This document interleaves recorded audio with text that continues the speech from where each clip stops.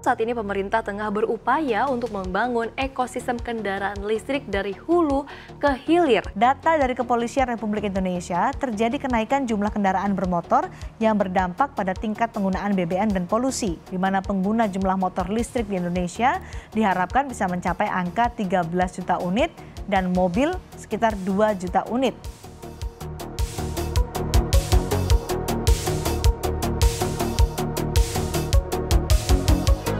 Menurut gue pribadi itu sangat membantu, terutama dari sisi efisiensi waktu karena nggak harus antri BBM, di mana kita bisa menghemat sekitar 3.840 per tahun. Ini walaupun kita invest lebih tinggi sekarang, tapi kita itu bisa berkontribusi lah terhadap lingkungan dalam waktu yang panjang gitu.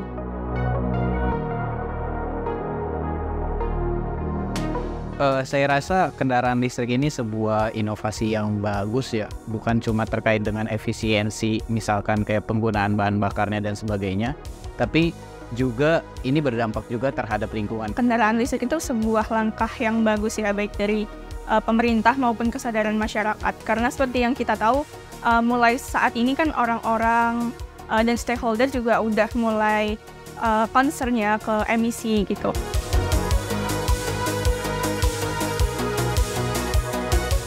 Menurut gue itu lebih hemat karena dari sisi konsumsi listrik itu dari 0 baterai sampai full itu cuma sekitar 1.300 sampai 2.000 rupiah. Ya, kalau dari hitung kami pernah melakukan studi ya tahun lalu.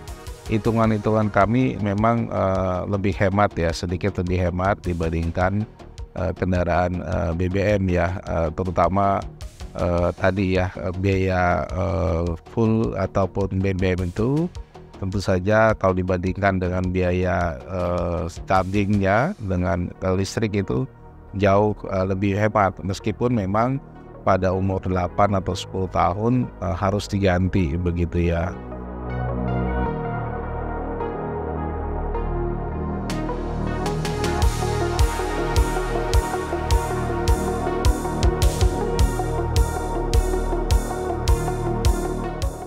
Ya, kalau lihat dari progres ya, kendaraan listrik ini kan saya kira ada 3 ya. Pertama untuk kendaraan mobil ya, yang kedua adalah motor listrik, yang ketiga untuk yang publik. Begitu itu pemerintah melihat memberikan perhatian pada 3 jenis kendaraan tersebut. Kalau melihat trennya, penjualan terbesar peningkatan itu memang adalah pada mobil listrik, begitu ya. Itu peningkatannya luar biasa sejak pemerintah memberikan subsidi ya, karena subsidinya besar sekali ya, 28 sampai 70 juta per unit begitu ya. Sementara untuk motor itu sekitar 7 juta. Nah, memang kalau ya untuk kendaraan motor ini kan spesifik subsidi diberikan bagi masyarakat yang tidak atau kurang mampu. Ini relatif sulit begitu, perkembangannya yang terjual itu relatif lebih rendah. Nah, yang ketiga adalah kendaraan umum ini, tapi jumlahnya masih terbatas ya yang diberikan pemerintah. Itu tidak ada dalam bentuk penjualan, tapi berapa banyak kendaraan angkutan publik atau transportasi publik yang pemerintah beli ya dengan mekanisme memberikan subsidi, terutama untuk kendaraan umum begitu. Kalau tren dari 3 kategorisasi tadi, yang paling banyak memanfaatkan itu tentu saja yang mobil listrik, itu yang paling banyak sejak kebijakan subsidi ini diberikan begitu. Ini perkembangan yang saya lihat ya. Dan memang masing-masing ini karena berbeda segmentasinya dan berbeda pola subsidinya, maka ya masyarakat menengah ke atas yang kemudian memanfaatkan kesempatan ini untuk membeli kendaraan terutama mobil listrik yang jauh lebih cepat dibandingkan jenis kendaraan lain begitu.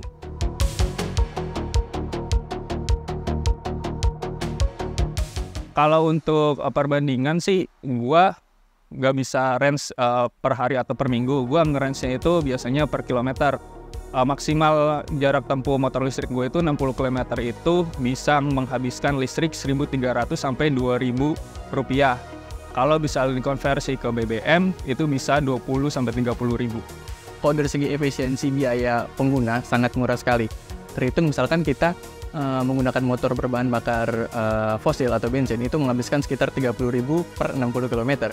Sedangkan kalau kendaraan listrik yang klaim satu baterai sampai full itu 60 km menghabiskan biaya sekitar hanya Rp2.000.